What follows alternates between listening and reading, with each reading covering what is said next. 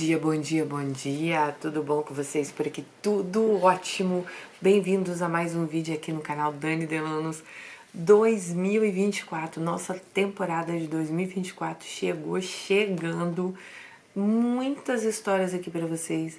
E se você quer mandar sua história, daniresponde@hotmail.co.uk, o e-mail tá passando aí. Me segue no Instagram, @Dani Delanos. No Facebook também temos a nossa fanpage lá, tá bom? E no canal Mundo da Dani, que lá eu boto histórias menores, são situações que as meninas passam. Tudo, meninas e meninos, né? Porque aqui vocês podem mandar a história de vocês. Tudo tá aqui embaixo, gente, no box de informação. Então, esse ano eu quero abrir o leque aí, além de histórias também, de relacionamentos, né? Quero voltar com os casos sobrenaturais. Se você tem uma história sobrenatural, manda pra gente.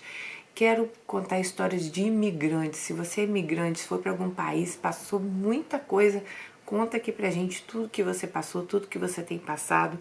Então, bora lá abrir esse leque aí, que esse ano vai ter muita história para vocês. Mas vamos à história de hoje. Inclusive, essa história chegou pelo Facebook. É uma seguidora minha do Facebook. Então, vamos lá. Dani, eu vou contar uma história. Tive uma vida bem complicada. Já começa quando eu nasci. Meus pais não me queriam. E ainda recém-nascido, meu pai quis me matar com um bisturi. Minha mãe me deixou na casa de uma amiga dela. Essa ficou comigo 3 meses porque meu pai não me queria na casa dele.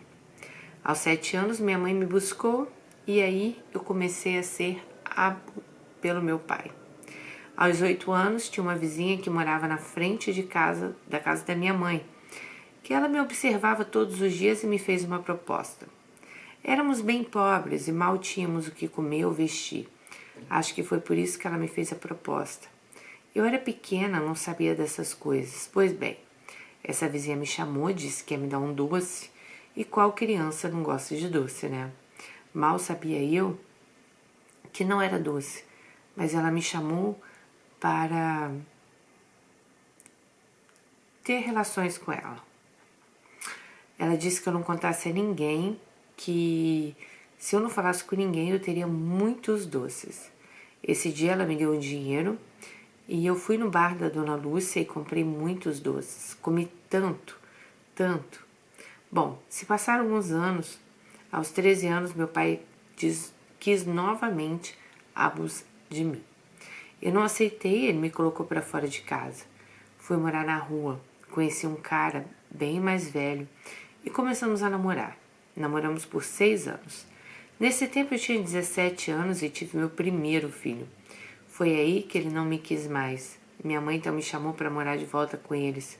Como eu estava morando com meu irmão nessa época, na casa do meu irmão eu comia resto de comida que eles deixavam na mesa. E meu irmão bebia demais, eu dormia no colchão e meu filho num berço. Mas voltando para a casa dos meus pais, eu pensei, bom, agora eu vou voltar a trabalhar, criar meu filho. Só que também não foi bem assim. Meu pai disse para mim que se eu fosse morar lá, eu teria que fazer umas coisas para ajudar nas despesas da casa. Eu perguntei o quê e ele sorriu.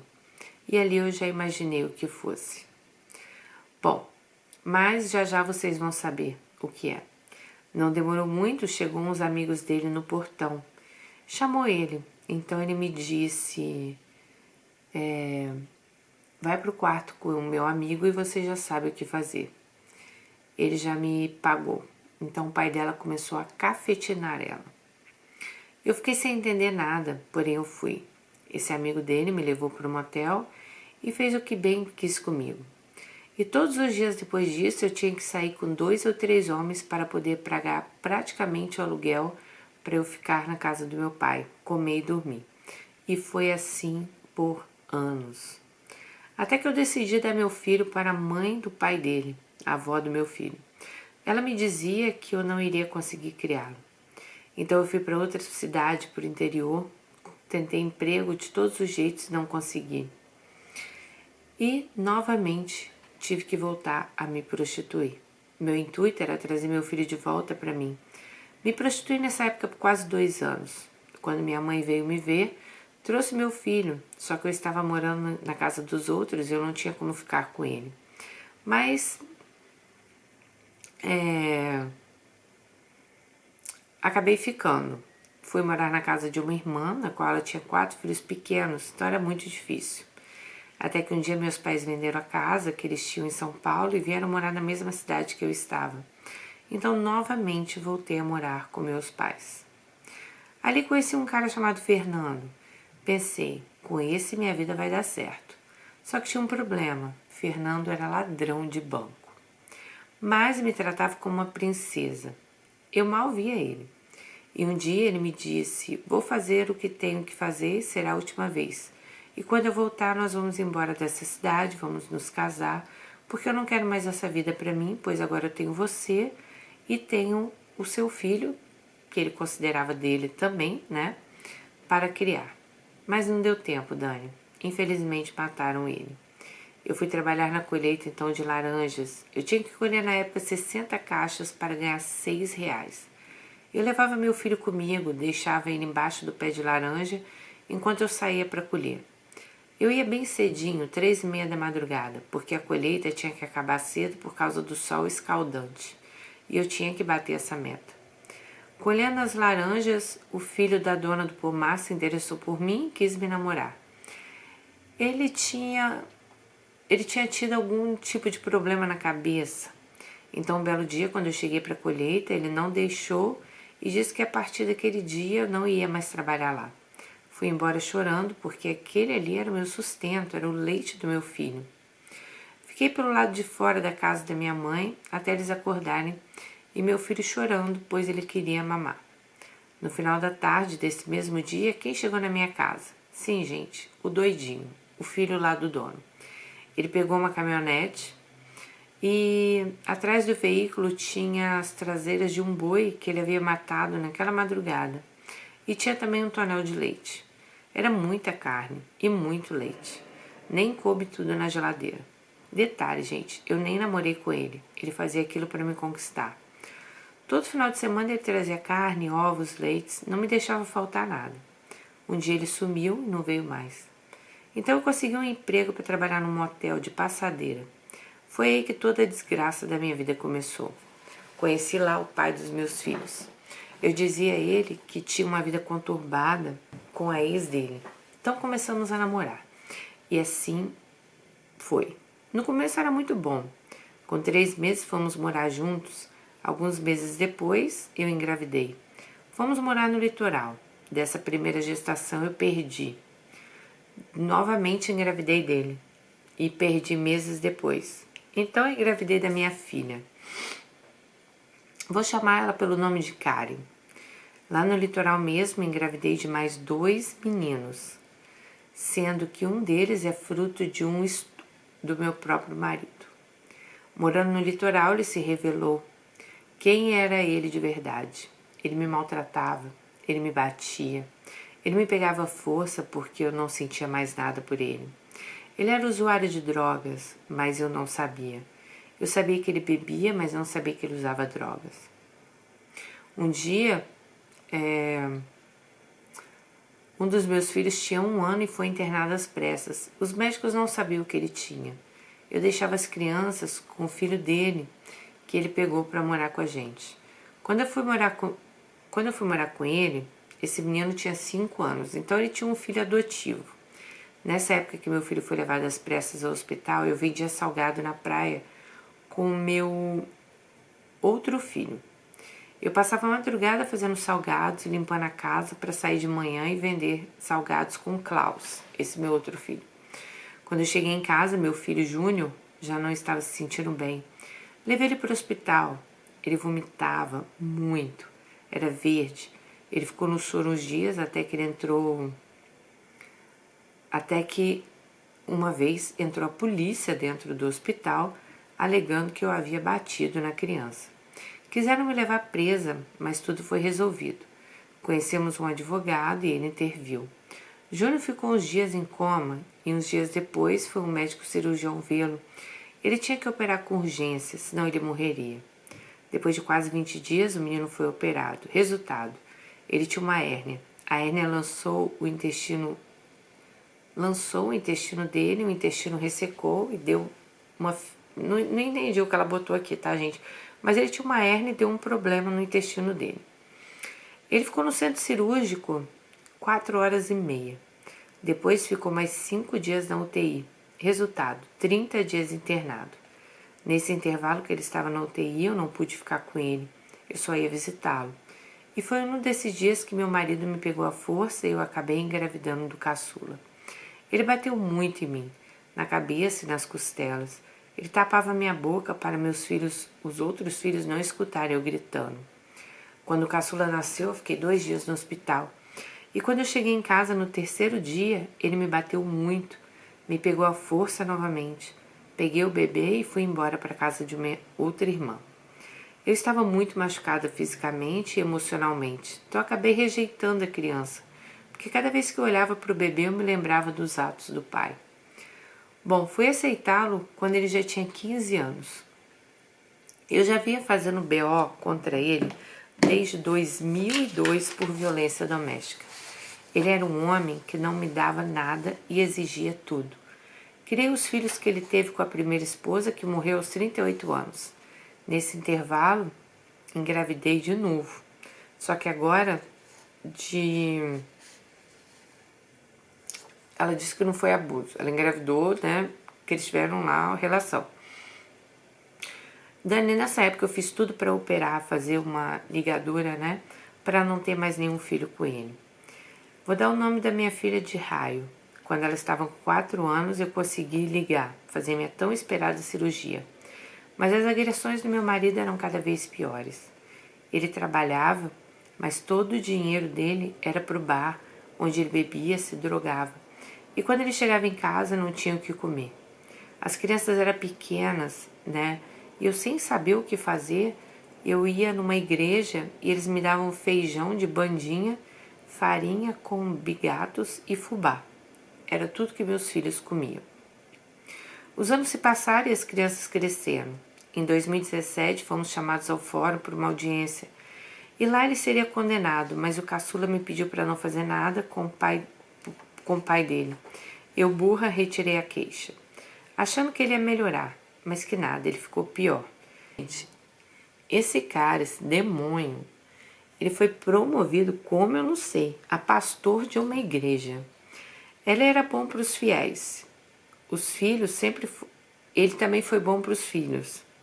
Eu disse para ele que ele sempre me tratou como uma empregada. Era tão real que as pessoas viam isso. Viu ele me esculhambar, falar que eu era feia, que eu era gorda, que ninguém me queria. Que eu tinha que ficar feliz porque ele estava comigo. Foram 30 anos assim. Até que um dia eu peguei Covid e ele foi dormir no quarto de hóspedes. Meus filhos já eram grandes e casados. Minha amiga cuidou de mim. Ele chegava e dizia que aquilo era frescura minha e que eu não tinha nada, que era para eu me levantar e fazer a comida dele. Depois de um dia todo com febre alta e muita dor no corpo, eu mal conseguia me levantar da cama. Minha amiga indignada, até que um domingo, eu ainda com Covid, tive convulsões. Eu não sei, mas eu nem lembro como, mas eu fui me arrastando até o banheiro, abri o chuveiro gelado e fiquei lá deitada no chão. Quando me levantei, chamei meu caçula e fui para o hospital. Meu marido tinha que trabalhar, ele sequer me dava um copo de água. Então ele disse para o caçula o seguinte: leva essa praga para o hospital e deixa lá para morrer. Eu não fiquei internada, antes eu tivesse ficado, porque eu não ia vê-lo me xingar e me maltratar. Voltando para casa, eu ouvi dele que ele estava com mulheres. Ele pediu para o caçula fazer algo no celular dele quando chegou a mensagem de uma mulher. Só que o caçula não falou nada. Já era semana do Natal de 2019. E ele o tempo todo no celular. Minhas filhas desconfiaram. Pois bem, na virada do ano, ele deu a última ceia já na minha casa para alguns membros da igreja e disse que estava fechando a igreja. Todos ficaram abalados com a notícia. Depois disso, eu fui para o meu quarto orar. Ele entrou e disse que nós não tínhamos mais nada um com o outro e eu disse que por mim tudo bem, porque eu não amava mais ele, né? Eu só estava esperando meus filhos crescerem, casarem para a gente se separar. E eu perguntei: há quanto tempo você está me traindo? Ele disse que não vinha ao caso. você agora tem sua vida e eu tenho a minha. E fui orar e disse a Deus que eu iria fazer com que ele me confessasse com a boca dele. Ele riu e saiu do quarto. Esse dia eu orei a noite toda. No dia seguinte, fomos almoçar na casa de Klaus, meu filho. E ele me pegou essa tarde e disse que tinha algo para me contar. Foi quando ele falou que estava me traindo já há algum tempo. Eu disse, então vai embora de casa porque eu não te quero mais aqui. Reuni todos os meus filhos e contei tudo o que aconteceu. Ele disse que não ia embora, que ia ficar lá em casa, que ia pagar as contas, já que eu não trabalhava. E sempre minha vida foi só a igreja e ele. Eu só tinha uma amiga, aquela mesma que cuidou de mim quando eu estava com Covid. Em 2020, minha amiga conseguiu um emprego para mim e eu fui trabalhar. Eu chegava cansada em casa, tinha que fazer comida para levar marmita no outro dia. Nisso, ele comia toda a comida e não sobrava para eu jantar, e nem para eu fazer minha marmita. E foi assim. Todos os dias ele me pegava força. Eu já não estava mais aguentando. Até que um dia 18 de agosto de 2020, ele me pegou à força e me bateu muito. Me deu um beijo e disse obrigado e saiu do quarto. Eu fiquei enjoada com aquilo. Eu sabia que eu tinha que fazer alguma coisa. Fui trabalhar no dia seguinte e chegando lá avisei a Karen do que o pai dela vinha fazendo comigo. Liguei para o meu chefe e falei que eu iria fazer um BO. Ele deixou e eu fui para a delegacia. Já era o 26º BO que eu fazia contra ele. Marcaram o exame de corpo de delito uma semana depois. Passou uns meses e veio a notícia que eu não tinha dado nada, por falta de provas.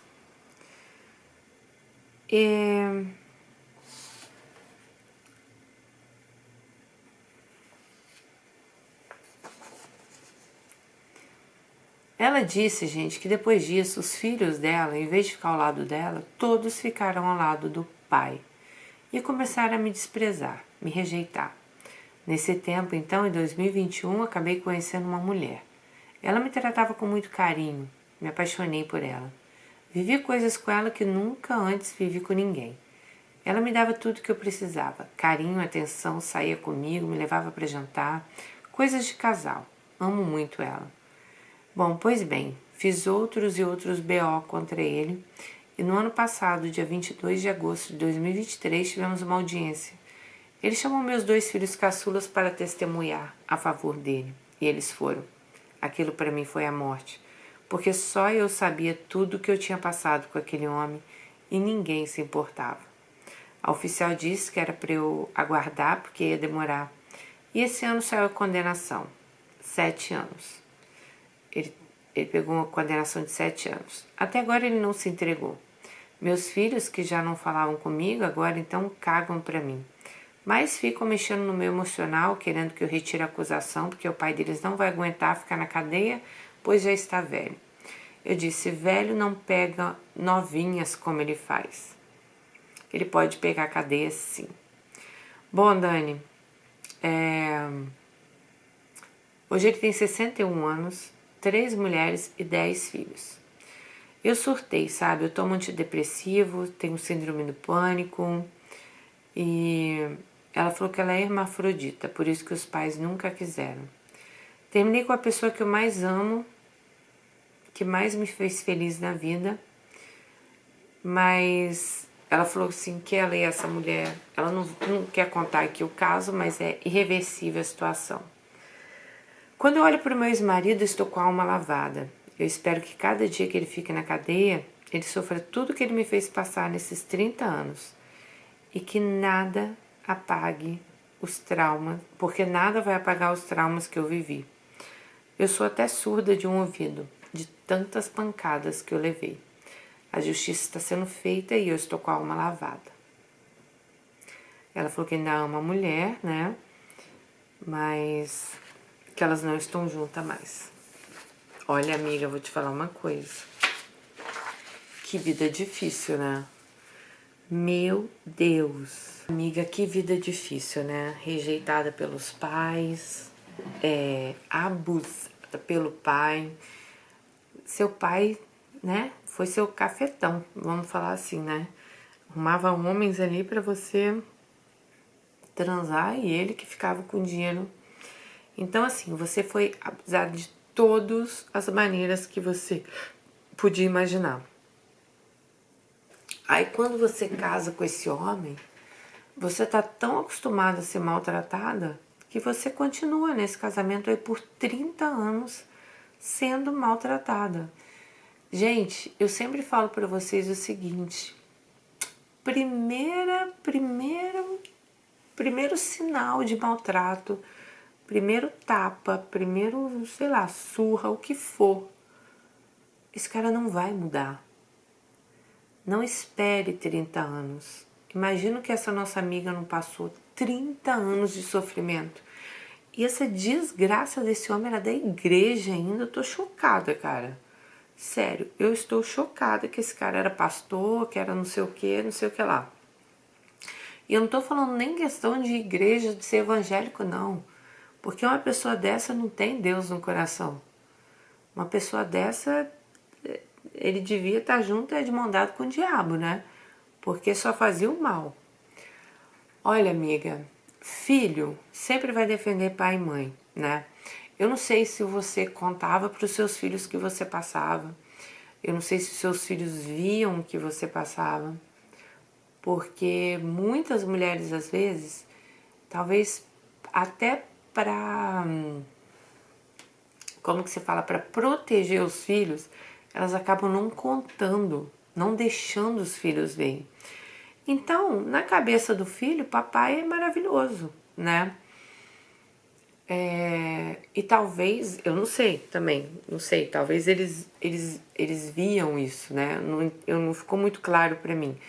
Porque, sinceramente, se seus filhos viam o que você passava e hoje estão passando a mão na cabeça do seu marido, amiga, tá? Olha, 30 anos, você tem 43 anos, você é super nova.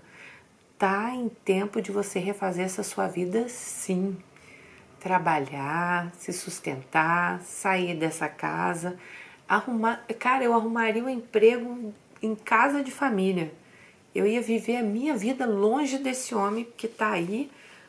Vem cá, você vai ficar a vida inteira morando na mesma casa que esse cramunhão, porque ele não vai sair daí. E você falou aí que até hoje ele te pega, ele te bate, ele te, né? E sinceramente, a justiça no nosso país é falha, infelizmente. Ele pegou 7 anos de cadeia, que daqui a pouco ele vai conseguir reverter isso para cesta básica, para não sei o quê. Se ele pega um bom advogado, ele não fica um dia preso. Sabe por que eu falo isso? Porque tem gente que mata no Brasil e não fica preso, sabe?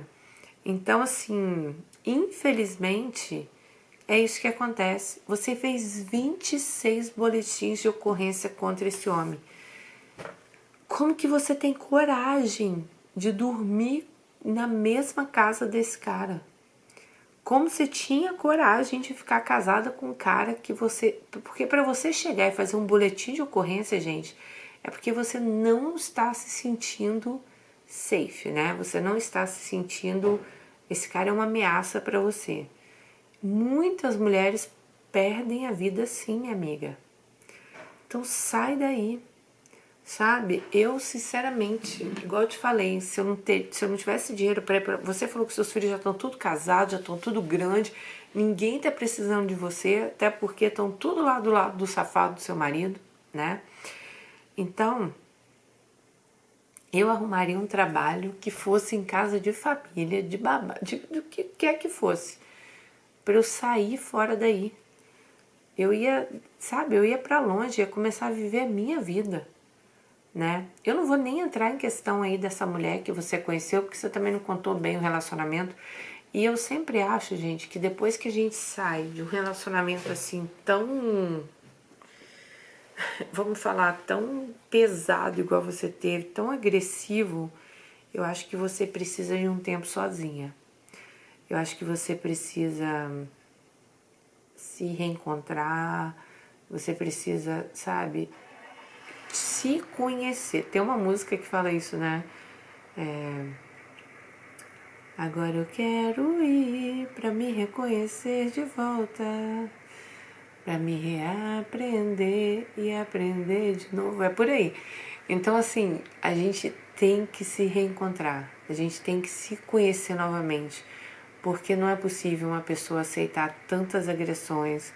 Eu entendo, gente, que às vezes, né, eu vi tudo que você passou lá atrás, todo o seu sofrimento, todo o seu abandono, uma pessoa que foi, sabe, obrigada a se prostituir pelo próprio pai, né? Então, eu acho que tá na hora de você tomar as rédeas da sua vida. E as rédeas da sua vida é sair de perto de tudo que te faz mal. Se seus filhos estão a favor do pai, eles vão ser seus filhos para sempre. Mas sabe, vai lá, vai refazer sua vida longe daí, distante daí. Porque aí você vai continuar. Imagina você ficar na casa desse cara. Você fez 26 boletins de ocorrência, amiga. Pra você fazer o 27º não custa nada, sabe? Então, assim, eu imagino que toda vez que você fez isso foi uma surra que você levou, fora as vezes que você apanhou e nem foi, né? Então, acho que a gente tem que aprender a se amar mais. Se seus filhos estão a favor do pai, se eles acham que o pai tá certo, ou se eles nem sabem o que o pai fazia com você, né? É algo que talvez você resolva com eles depois. Eles estão casados, eles têm a vida deles, têm a família dele, né? Não vou entrar nessa questão porque eu não conheço a vida de vocês aí, não sei como que é. Mas assim, tá na hora de você sair daí. Tá na hora de você refazer a sua vida, se reconhecer novamente, saber que você é uma pessoa maravilhosa, saber que você é capaz, descobrir a força que tem dentro de você. Por que uma mulher vai viver 30 anos apanhando, sendo escorraçada, maltratada? E sabe, eu acho que isso deve dar uma tristeza tão grande que você deve pensar assim, meu Deus, querendo ou não, você fazia de tudo para essa família. Você criou seus filhos, você limpava, você cozinhava, você passava, você fazia comida, você cuidava. E o que você tinha em troca? Surra, humilhação. Então tá na hora de você virar esse jogo, sabe? Olha, eu tenho. A justiça, eu acho que assim, existem as leis. A Maria da Penha é realmente uma lei aí, né? Poderosa em favor das mulheres, mas é muito falha ainda. Muito falha. Então, assim, seu marido foi condenado a 7 anos de cadeia. Como eu disse pra vocês, dependendo do advogado que ele tiver, ele não pega nem um dia, né? E só você sabe o que você sofreu. Só você sabe o que você viveu. Essa dor é toda sua. Então, você tem que dar um basta nisso e dar um jeito na sua vida, tá?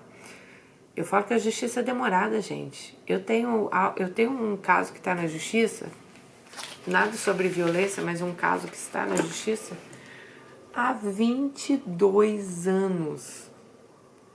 22 anos, pra vocês terem uma ideia como é demorado isso. Então, assim, você vai ficar esperando, você vai ficar dentro da casa aí com seu ex-marido, esse demônio que se diz pastor. Tá na hora de você tomar a rédea da sua vida, amiga. Vai embora, sai daí. Um beijo, espero que você venha aqui depois contar aí um update aí da sua história. Fiquem com Deus e até o próximo vídeo. Tchau!